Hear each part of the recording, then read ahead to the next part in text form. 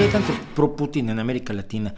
Por el antiyanquismo. Y un antiyanquismo que, insisto, tiene razones, tiene motivos muy sólidos. Es decir, en América Latina se peleó la Guerra Fría. Militarmente la ganó Estados Unidos. Pero en la narrativa la ganó Rusia, la ganó la Unión Soviética. Es decir, se veía mucho la influencia de Estados Unidos en las batallas de la Guerra Fría, en las guerras, en todas las guerrillas en América Latina, en el combate a las guerrillas y en el establecimiento de dictaduras horrendas, torturadoras, brutales, violadoras de todos los derechos humanos imaginables, habidos y por haber. Pero no se veía la influencia, la mano rusa, la mano soviética, perdón. Entonces, nos quedamos en América Latina con un dejo antiyanqui, insisto, enormemente justificado.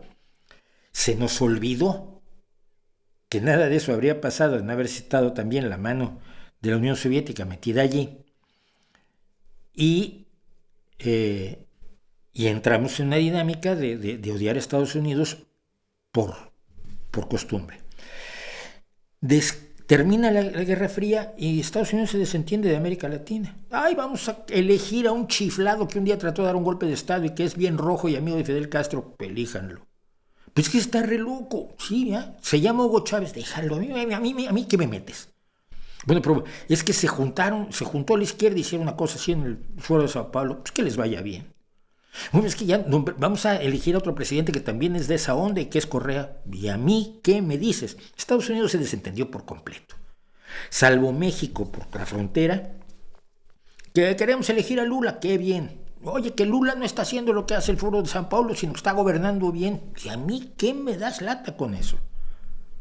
Estados Unidos se desentendió por completo. Obviamente hay intervenciones pequeñas, pero minúsculas comparado con lo que estábamos acostumbrados en los años 50, 60 y 70, y hasta 80. Estados Unidos se desentendió de América Latina. A ver si nos enteramos. No interviene en América Latina desde la invasión de Granada. Interviene más Putin ahora.